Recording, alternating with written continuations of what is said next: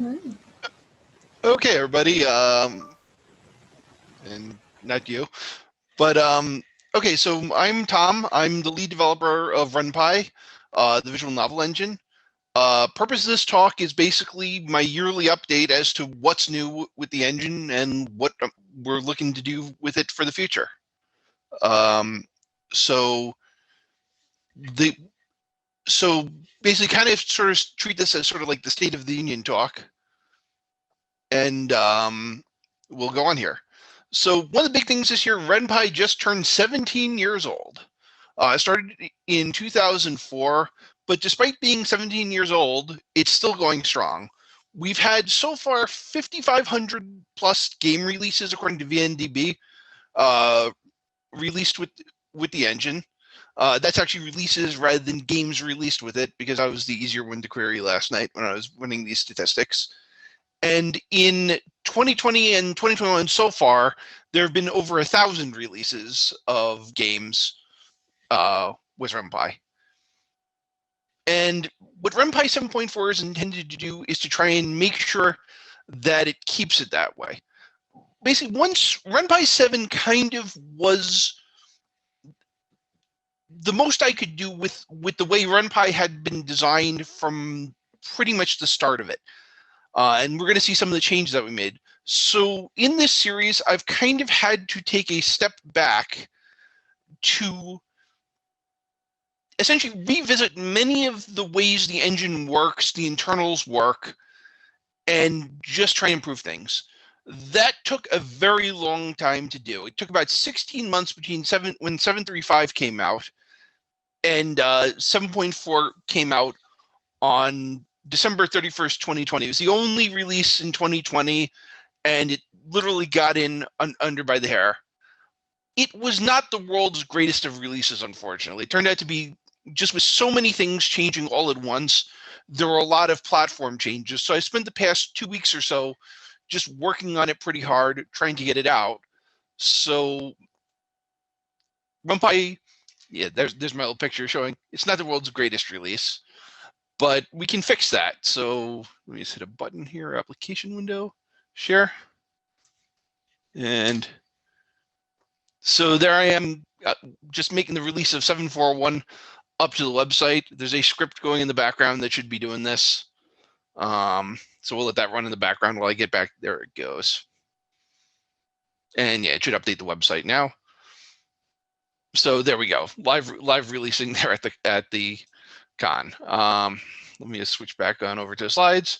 So there we go. 7.4.1 is out as of a few minutes ago. And yes, the host name is in fact Eileen. So okay, so let's talk a little bit about what's new in these releases. First off, one of the biggest things, albeit it's not something that a lot of you are going to encounter directly, is a new system called RunPiBuild, which was to go ahead and, which is a system that makes it much easier to build RenPy both now and in the future. One of the big issues, and something I finally addressed last year, was to go ahead and automate RenPy's build process, such that previously I was basically the only one that could make a release of RenPy, period. And it required 4 different computers in order to make the releases. It required Windows, Mac, Linux, and a Raspberry Pi just to make any release. So with RenPiBuild system, you can now download some scripts on a single computer and pretty much make the go ahead and make the and build, and you just run it. It takes about 40 gigabytes of disk space, and you can build everything RenPy depends on and RenPy itself, and essentially make a build that is just about ready to be released. There's some stuff with signing on the Macintosh you can't do. That has been proven to be a really nice thing to have for making releases now that it's working. So it means I can just hit a button and everything is built, and it takes 10, 20 minutes to make a release, rather than potentially up to about a day or so. This system will also make it a little easier when it comes time to start building Python 3. Speaking of which, there's been a big thing, is that the internals of RenPy have moved to a language that I'm sort of calling Python 2 3/4, which is an intersection of Python that runs on both Python 2 and Python 3.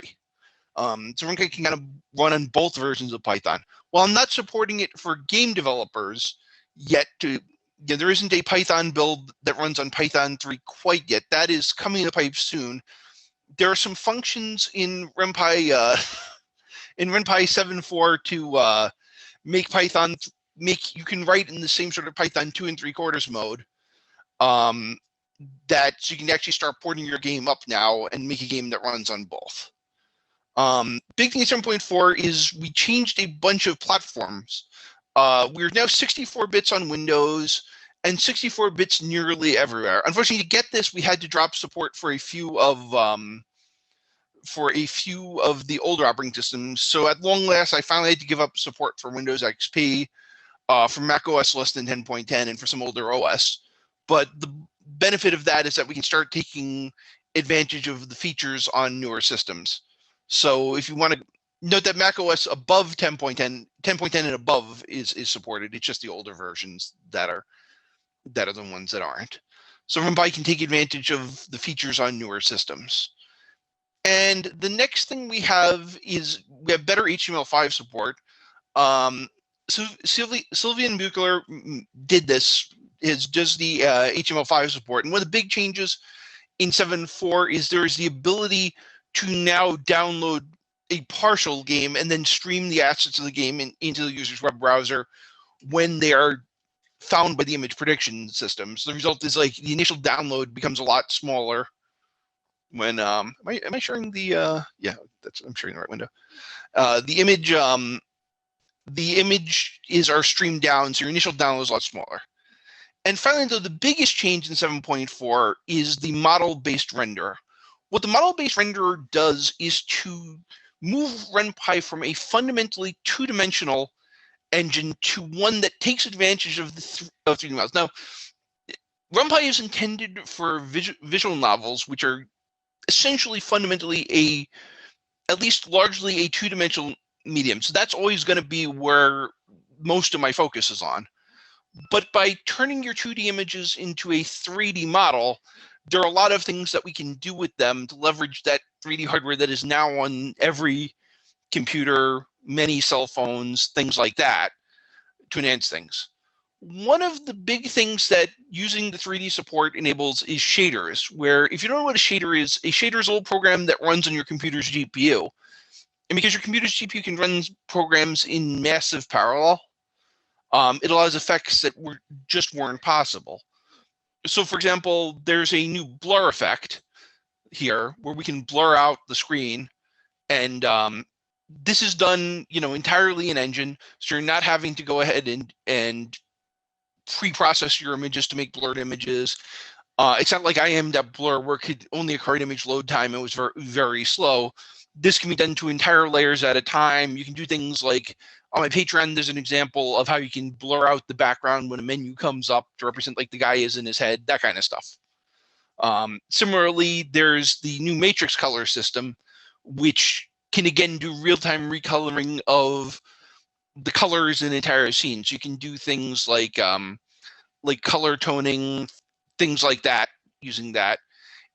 Like most things in RenPy, there's a few examples that we bake in, but I also try as a design philosophy to make everything that I can accessible to at least the more advanced developers, so you can make your own shaders that do things I didn't think of. Similarly, models.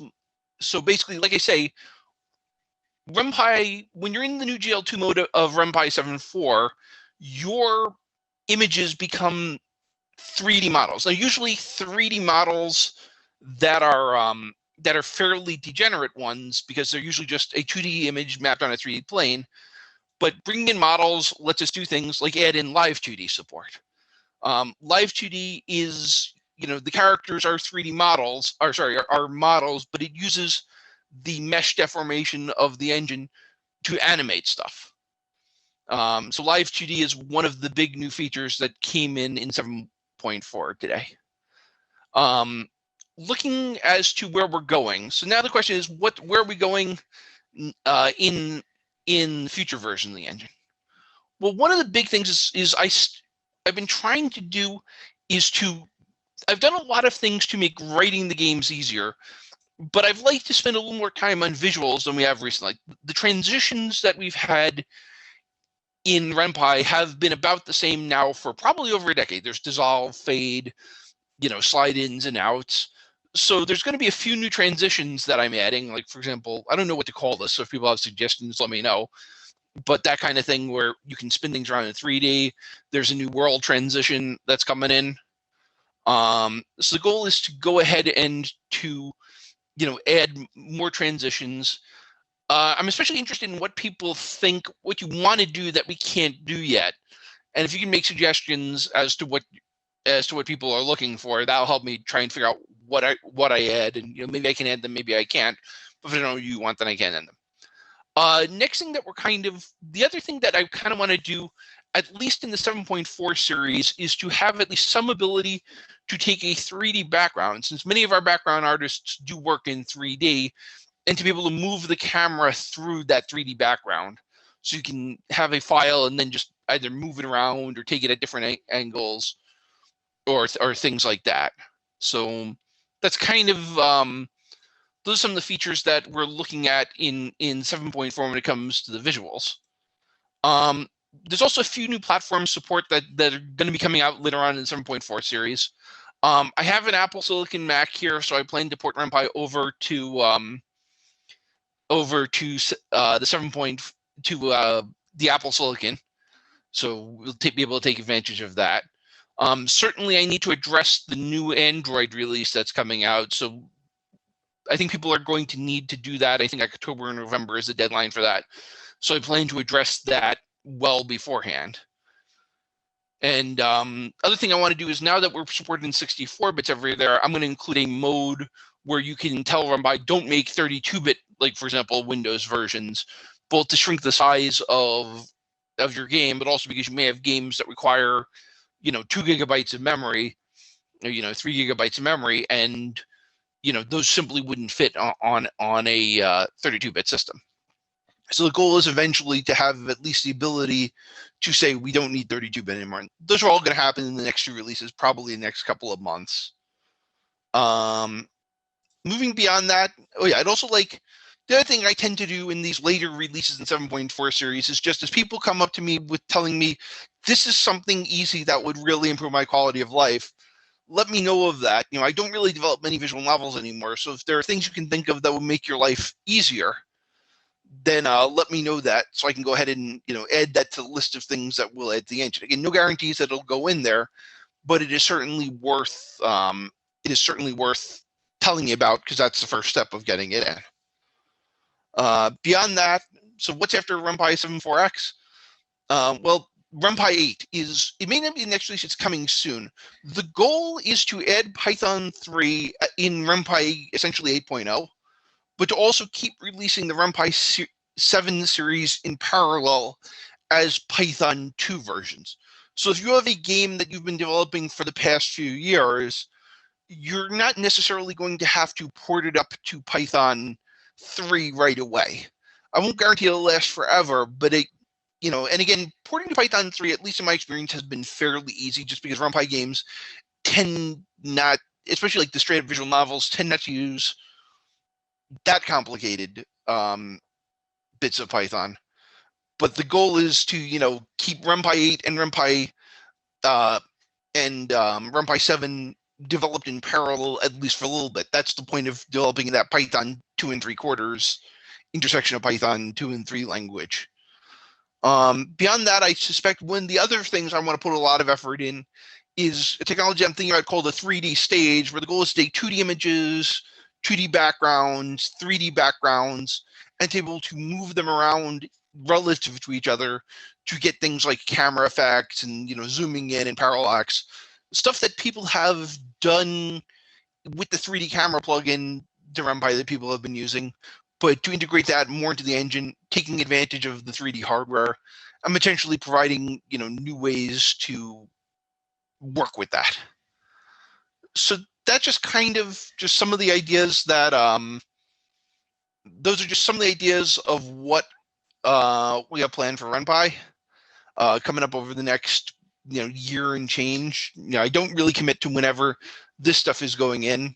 If you've tried RenPy 7.4, I think 7.41 is proving to be a lot more reliable. I've gotten a lot of good feedback from testers, and a lot of people who had problems with 7.4 who then tried the 7.41 beta and have been doing it.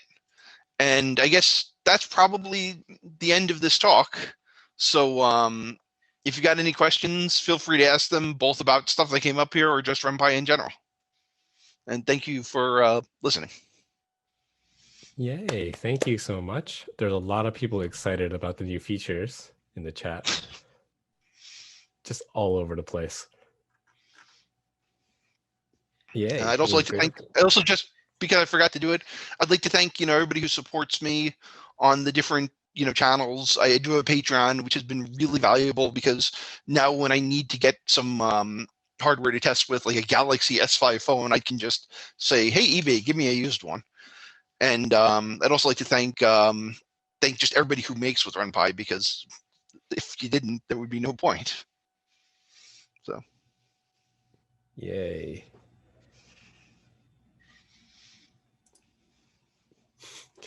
There's just a lot of love in this chat. Yeah. Okay, let's see. Is there any questions, guys? I'm actually surprised that like the Pi 2 3/4 mode is going to stick around for the foreseeable future, considering Pi 2 is pretty much end of life. Yeah, I mean, to some extent, like Python 3, because we're essentially running in the future mode of Python, there's just like not a lot of benefit from Python 3, and like we have people who take 5 years to get their games out, and I feel like even, and like granted, I was very slow to getting to Python 3, and we still aren't quite there yet, but at the same time, like I just sort of think like to say, yeah, basically my goal is to support it until it becomes untenable, but I don't want to like leave people out in the cold faster than I have to. Yeah, makes sense. And people have been dragging on with Python 2 for a decade now. Yeah. Even though Pi 3 had been like out for ages and ages. Yeah. Yeah, the funny thing is none of the people that are saying this are the ones I was thinking of. But yeah. It's yeah. So I mean, like I think it's very important to like support people. Now, granted, I don't think most games will have too much of a problem going up to Python 3. The big one that's gotten a few people is a division change, where 1 divided by 2 used to be 0 in Python 2 and used to be an integer number, and now it's 0.5, which in RenPy means the center of the screen rather than all the way to the left. So that's the big one to watch out for. Oh, I didn't know about that. But yeah.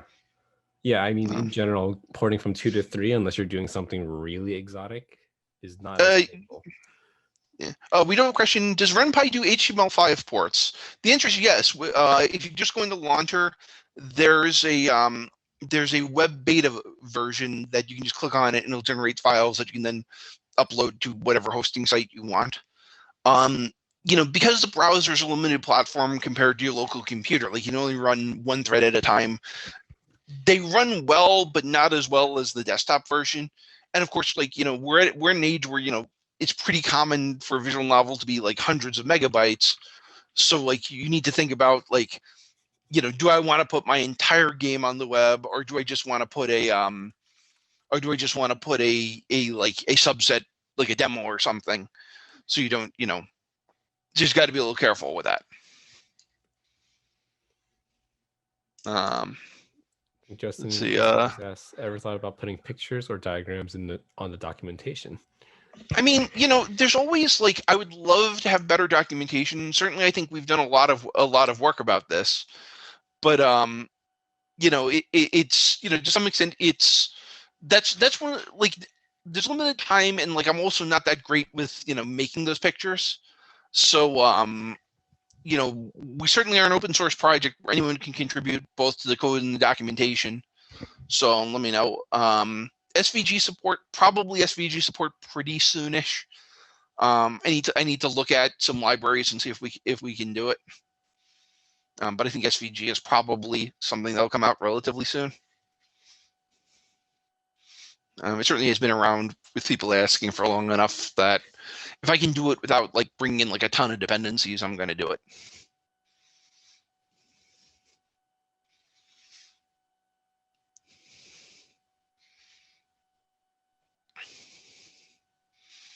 I'm just reading the chat here. Yeah, let's see. When they make a support for Fmod? Probably not, both because RenPy tries to be open source as much as possible.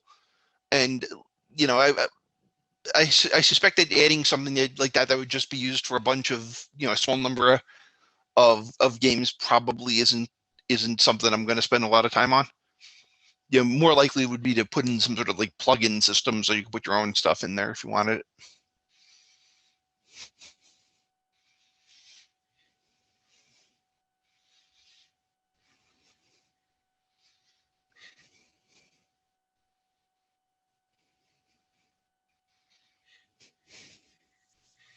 All right, let's see. We do have a little bit of extra time, but if no one's got any questions, I guess we can move on to, I believe Katie's up next. So thank you, Tom. Thanks everybody for showing up.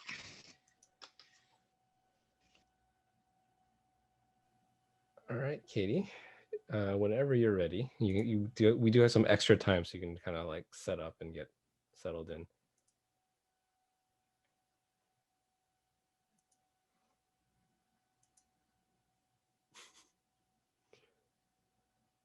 And cool, we can see your screen. Great. All right, whenever you're ready. Thank you.